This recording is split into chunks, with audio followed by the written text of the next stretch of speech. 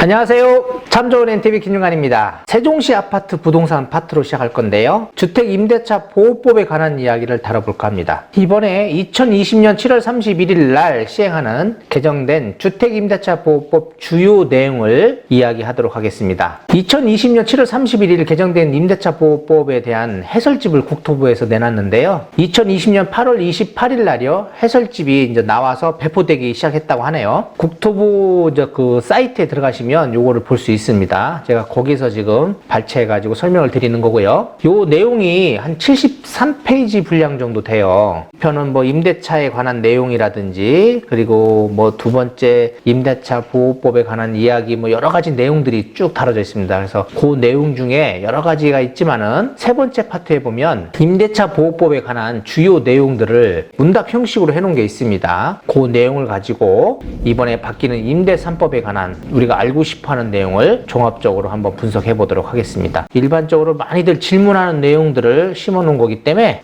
꼭 보셔야 될 것 같습니다. 첫 번째 파트는요, 계약갱신 요구에 관한 이야기입니다. 계약갱신 요구권의 행사는 언제부터 할 수 있는지요? 라는 이야기거든요. 그래서 임차인이 이제 계약갱신 요구를 행사할 수 있잖아요. 그래서 임대차 기간이 끝나기 6개월 전부터 1개월 전까지 계약갱신 요구권을 행사할 수 있다라는 겁니다. 그래서 두 번째 보면 예를 들은 거거든요. 2020년 9월 30일이 만기래요. 그런다면 이분이 계약갱신 요구를 행사할 수 있는 기간은 2020년 8월 29일 24시까지라는 겁니다.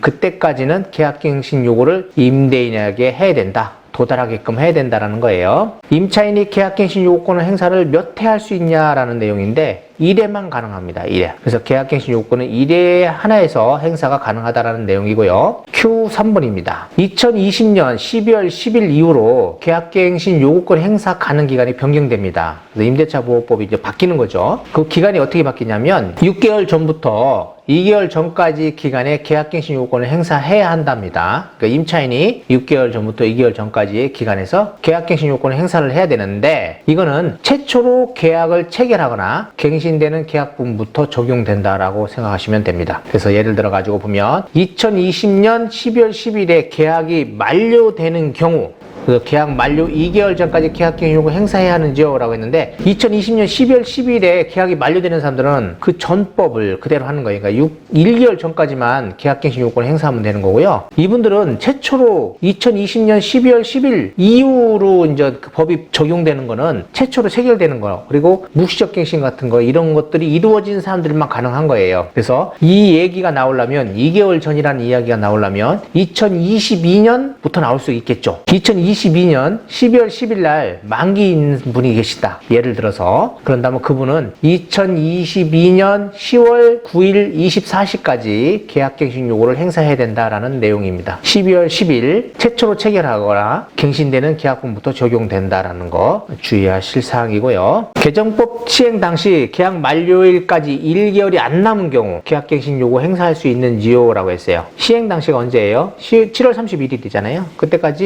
1개월 전 안으로 들어온 사람들은 할 수가 없습니다. 대신에 뭐가 있어요? 묵시적 갱신이 있잖아요. 묵시적 갱신이 있으니까 그거를 활용하시면 될 것 같고요. 임대인이 계약 만료 6개월 전부터 1개월 전까지 기간에 갱신을 거절하고 법 시행 전에 새로운 3자와 새로운 임대차 계약을 맺은 경우 임차인이 계약갱신 요구를 행사할 수 있는지요? 라고 했어요. 행사할 수가 없습니다. 법 시행 전에 바로 계약갱신 요구하기 전에 새로운 임차인을 구했다면 계약갱신 요구를 할 수는 없지만, 법 시행 이후 7월 31일 이후에 계약갱신 요구권 기간이 남아있을 경우에는 임차인을 구했다 하더라도 계약갱신 요구권을 행사할 수 있다라는 겁니다. 이게 이제 분쟁의 이유가 될 것 같아요. 많은 사람들이 현재 8월 1일부터 8월 31일까지 요 기간 안에 그런 사람들이 있을 거 아니에요. 그러니까 그걸 잘 해야 될 것 같아요. 요거를 빠져나가려면요, 서로 간에 임차인한테 확실한 통보를 받아야 될 것 같습니다. 6번입니다. 이제는 법 시행 당시에 이분이 한 주택에서 오래 살았어요. 그럴 때는 계약갱신 요구 행사할 수 있냐 이겁니다. 행사할 수 있습니다. 묵시적 갱신도 계약갱신 요구권으로 행사로 보는지요? 라고 했는데 이거 아닙니다. 행사로 안 보는 거예요. 그래서 묵시적 갱신이 돼서 만기가 됐을 때, 그때는 어떻게 되겠어요? 다시 계약갱신 요구권 행사할 수 있습니다. 8번째, 임대인과 임차인 사전에 계약갱신 요구권을 행사하지 않기로 하기로 한다. 이거 안 돼요. 강행 규정입니다. 그래서 임차인에게 불리한 것은 그 효력이 없습니다. 이제 9번째, 굉장히 중요한 내용이에요. 임차인이 계약 만료 기간에 맞추어 나가기로 했대요. 했는데 이를 번복하고 계약갱신 요구권을 행사할 수 있는지요? 행사할 수 있습니다. 그러니까 1개월 전 안에까지 남아있는 기간 안에는 언제든지 임차인은 계약갱신 요건을 행사할 수 있는 거예요. 그래서 이게 굉장히 중요한 상황인 것 같아요. 이게 분쟁의 사유가 많을 것 같아요. 임대인이, 이 사람이 임차인이 나간다고 그랬어요. 그래서 임차인을 구하려고 해서 계약을 쓰려고 했더니 갑자기 나 안 나간대요. 계약을 어떻게 하다 보니까 계약이 진행이 됐는데 안 나간다고 하면 계약갱신 요건을 행사할 수 있는 거잖아요. 이런 거 할 때 굉장히 주의할 내용들인 것 같습니다. 분쟁의 사유가 많을 것 같아요. 앞으로 서류로 맞추어 놓고 그리고 나서 임대차 계약을 진행을 한다든지 이렇게 하셔야 될 것 같습니다. 또 한번 다시 얘기할 거예요. 법 시행 전 임대인이 계약 만료 6개월 전부터 1개월 전까지 기간에 대해서 임차인에 대해서 갱신 거절을 통지했대요. 계약갱신 요구를 행사할 수 있는지요? 행사할 수 있다 합니다. 다시. 그러니까 임차인은 무조건 1개월 전까지는 계약갱신 요건을 행사할 수 있다라는 이야기예요. 이게 중요한 내용이잖아요. 임대인이 거절했다 하더라도 임차인은 계약갱신 요구권을 행사할 수 있다는 겁니다. 막을 수가 없다는 거예요. Q11번 굉장히 중요한 내용이에요. 계약갱신 요구권 행사 시 임차인은 무조건 2년을 거줘야 하는지 아닙니다. 임차인은요 언제든지 임시 통보를 할 수 있고요. 임대인은 그 통지를 받은 날부터 3개월 후에 그 효력이 발생합니다. 그래서 임차인은 계약갱신 요구권을 행사했다 하더라도 언제든지 계약을 해지 통보할 수 있다는 이야기고요. 통지를 한 후에는요 3개월 후에 발생하고, 만약에 임차인은 계약 해지 통보를 하더라도 계약 만료 전이라면 3개월간 임대료는 납부해야 된다라고 하네요. 이거 중요한 내용입니다.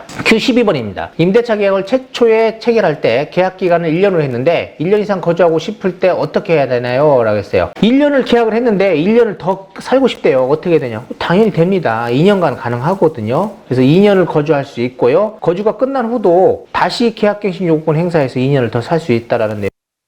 그 내용이니까 중요하게 여기시면 될 것 같고, 13번입니다. 계약갱신 요구권 행사에 별도의 방식이 존재하느냐라는 겁니다. 뭐 별도의 방식은 존재하지 않는데요. 그렇지만 구두로 했을 때는 서로 아까 제가 얘기한 것처럼 증거가 없습니다. 그러니까 문자라든지 이메일 아니면 내용증명 우편 등으로 해서 증거를 남겨두셔야 될 것 같아요. 아까 Q9번도 마찬가지입니다. 그런 거 할 때는 이렇게 문자라든지 증거를 남겨놓으셔야만이 나중에 분쟁에 휘말리지 않을 것이다 라는 것입니다. 갱신 거절에 관한 이야기입니다. 두 번째 파트거든요. 임대인이 갱신을 거절할 수 있는 경우에 어떤 것들이 있냐라는 거예요. 9가지 사항이 있는데요. 뭐 이익이 차임액에 해당하는 금액을 연체했을 때 이익이 차임액이라고 했습니다. 만약에 뭐 월세가 100만 원이에요. 그러면 200만 원의 차임액이 연체가 돼야 돼요. 50만 원 주고 50만 원 밀려 있고 50만 원 주고 50만 원 밀려 있고 그러면 4번이 밀려야 200만 원이 될 거 아니에요. 그런 식으로 200만 원이 채워졌을 때만이 이 갱신을 거절할 수 있다는 겁니다. 그리고 임차인이 뭐 부정한 방법이라든지 거짓으로 임대차를 했을 경우에, 그리고 세 번째는 보면 임대인이 임차인에게 상당한 보상을 제공한 경우는 갱신 거절할 수 있답니다. 그리고 임차인이 동의 없이 전대차 했다든지 뭐 했을 경우, 그리고 중대한 과실, 파손이 있는 경우, 그리고 전부라든지 일부가 멸실돼 가지고 임대차 목적을 달성할 수 없을 경우, 이럴 때는 갱신 거절 가능하다라고 하고요. 7번째 사유는 좀 어려운 사유예요. 세종시에는 전혀 있을 수가 없겠죠. 임대차 계약 체결 당시에 뭐 공사, 그러니까 재개발, 재건축이라든지 뭐 재건축하고 아니면 멸실을 해가지고 뭐 공사를 한다든지 이런 이야기를 하려고 한다고 그래요. 그럴 때는 계약 당시에 고지했어야 된다는 겁니다.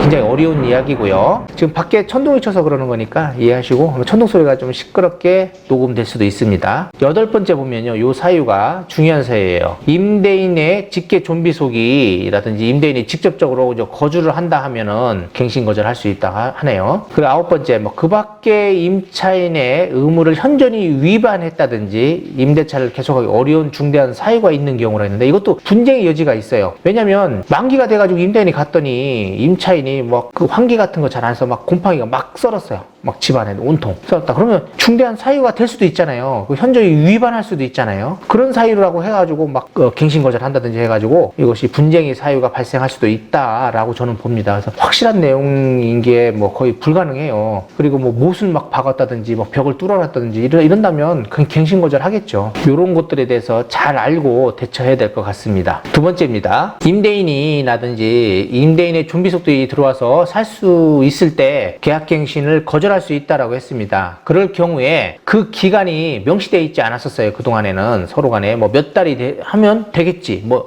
내보내고 두세 달만 내가 뭐 들어가 살지. 뭐 이런 얘기들을 많이 했거든요. 그게 아닙니다. 계약이 갱신되었을 기간인 2년이랍니다. 2년간의 기간 동안은 임대인이 들어와서 살아야 된다는 겁니다. 근데 그 기간이 안 됐을 때는 손해배상 책임을 질 수도 있다라는 겁니다. 해야 된다라고 되어 있네요. 그리고 손해배상의 산정은 그동안에 임차인이 살던 금액의 3개월치라든지 아니면 임차인이 다른 데로 이전을 해가지고 그 주는 비용과 그때 살던 비용의 차액의 2년치라든지 그 중에 큰 거랍니다. 임차인이 입은 손해액 중에 가장 큰 금액인데 제가 볼 때는 2번일 것 같아요. 갱신 거절 당시에 월 단위 임대료하고 임차인이 현재 물고 있는 금액 중 차액의 2년치 요 금액이 굉장히 클 것 같아요. 그래서 요것으로 아마 손해배상액이 산정될 것이다 라고 보면 됩니다. 세 번째 보면 실거주 이유로 갱신 거절한 임대인이 손해배상 책임을 면할 수 있는 정당한 사유라고 되어 있는데 이거는 뭐냐면 실거주를 하고 있던 중에 뭐 직계 존속이 만약 들어와 살았어요. 근데 그분이 사망을 했다든지 아니면 본인이 살고 있는데 갑자기 뭐 다른 타 시도로 직장이 옮기게 됐다든지 아니면 학교 기타 뭐 부득이한 사유라는 것이 있잖아요. 세법에 보면 그런 사유로 인해 가지고 내가 집으로 이사 가야 된다는 뭐 그런 이유 등이 있을 경우에는 손해배상 책임 없이 내가 이전할 수 있다. 다른 사람에게 새로 놓고 나갈 수 있다 라고 본다고 보네요. 네 번째입니다. 임차인이 지적 거주 사유가 허위인 경우에는 어떻게 확인할 수 있냐 이거예요. 갱신 거절을 당한 임차인은요 임대차 정보 열람권을 확대한답니다. 그래서 주민등록 전입세대 열람 범위를 확대시켜 주겠다는 거예요. 확정일자 등 열람 범위를 확대시켜 주겠다라는 내용입니다. 다섯 번째는 임대인이 실거주 사유로 갱신 거절을 한 후에 공시를 뒀을 때는 어떻게 되느냐 이거예요. 근데 이거에 대한 내용이 참 애매모호합니다. 왜냐면 공시를 뒀을 때는 보면 민법 750조 일반 불법 행위 책임을 지게 될 수 있습니다 라고 돼 있어요. 된다라는 것도 아니에요. 될 수 있대요. 그냥 그러니까 굉장히 어렵겠죠. 공시를 둔다면 어떻게 뭐 손해배상을 할 수 있는 사유가 되지는 않을 것 같아요. 밑에 보면 제3자에게 임대한 것은 아니므로 주택임대차보호법 제6조 제3의 5항의 법적 손해배상 책임의 대상은 아니다 라고 되어 있어요. 이거 면할 수 있다라는 거예요. 손해배상에서 애매모호한 법을 하나 만들어 놨습니다. 요거는 좀 애매모호해요. 분쟁의 여지가 있습니다. 여섯 번째입니다. 법인은 직접 거주 이유로 갱신 거절할 수 있냐? 이거 안 된다는 거고요. 세 번째입니다. 임대료 상한에 관한 이야기인데 임대료 상한에 관한 이야기는 다음 시간으로 넘길게요. 그래서 법인은 직접 거주로 인해서 갱신 거절이 불가능하다라는 것까지 하고 이제 세 번째부터는 다음 시간에 하도록 하겠습니다. 2편에서 뵙도록 할게요.